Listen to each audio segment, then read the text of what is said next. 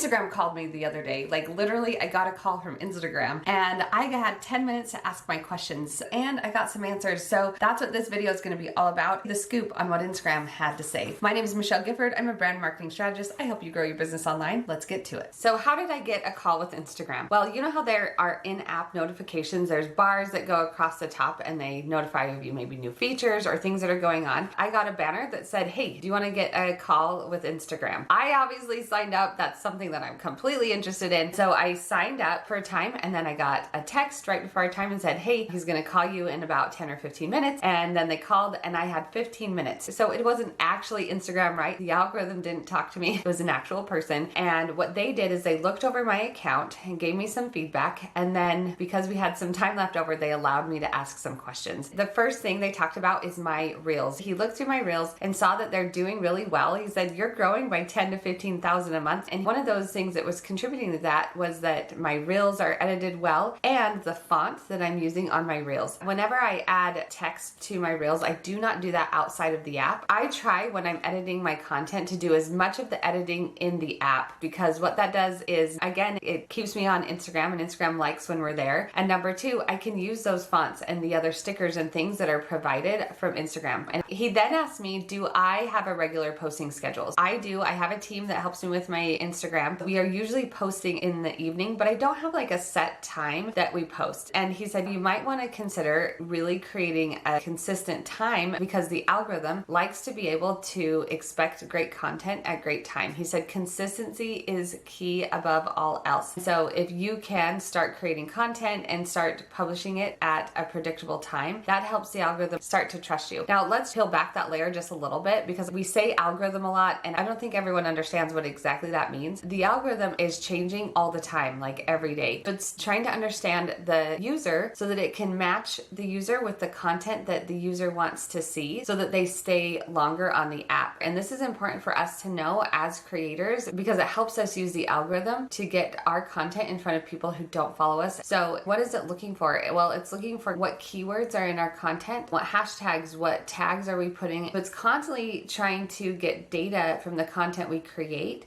so that it can understand what kind of content creator we are. That's why it's so important to niche down because if I'm talking about cooking one day and photography another day and business the other day, then it's getting so many data points and it can't predict and it can't rely on you to create a specific type of content.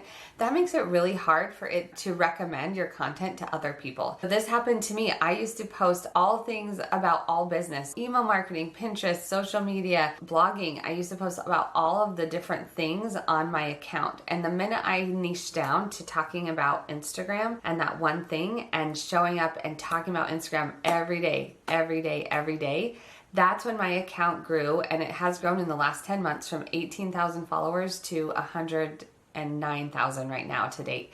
Those are all the things that he initially said to me, and then he said, hey, what questions do you have? And so I wanted to know more about posting and consistency. One of the things that he told me was it's more important to be consistent than creating a ton of content. So what that means is it's more important to show up for the algorithm on a reliable basis and post 3 times a week than to post 20 times in a week and then 2 times in a week. I know there's a lot of people out there who are saying that you have to post every day. And if you are trying to grow and become a really great content creator, I also say that you need to push yourself to just post more because you're going to become a better content creator. The next thing I asked about was hashtags. I wanted to know because there's a couple different theories on how many hashtags are the right number of hashtags. So Adam Mosseri, the head of Instagram, came out about a year ago and said, hey, we want 3 to 8 hashtags, don't do more than that. But there was also a study done by Later, the Instagram scheduling app, and they saw that users who were using more hashtags did better. And when I really dug into it with this man from Instagram, he said that you don't want to do spammy hashtags. So what are some examples of spammy hashtags? Well, number one, are you using different variations of the same words as hashtags? So maybe influencer marketer and then influencer marketers with an S. The algorithm is smart enough that you don't need to do that. Another way to have spammy hashtags is if you're using some really big hashtags. As a general rule, I like to keep my hashtags used under 1 million times. Now, how do you know that? When you search in a hashtag, you can see how many uses uses it's had. You want to have enough uses that it can get picked up. So I would say over 50,000, but I also don't want it to be overused. And so if it has more than 1 million, that's probably too big. So what I asked is, I said, I know 3 to 8 is recommended, but what if we're really, really strategic about how we use those hashtags? And he's like, yeah, I can see that being a good strategy. So I like to test my hashtags. One of the tools I like to use for that, it's called Flick. I'll leave a link below, but this is a way that you can check your hashtag analytics and that you can find good hashtags, and it gives you a report every month, and it's like, hey, one of your hashtags is trending. To close up the phone call, he asked, what features are you looking for in Instagram and what things are you frustrated in? So I said, listen, we need to figure out the glitches on Instagram Reels, because a lot of my students and a lot of my clients, what's happening is that they're creating Reels and they have it edited just the way they like it, and then they go and post it and the text is not where it was supposed to be. He said they are working on that. They're also actively trying to make the editing better, and they are aware of a lot of the things that are going on. It just takes time to develop, especially an app that is this big. Instagram, if you ever want to call me, I have a lot more questions, but I hope you enjoyed a little peek back into the conversation with someone from Instagram and what I learned, because this is how you build a really good, solid social strategy. Thank you for watching. Make sure you're subscribed, and we'll see you next time.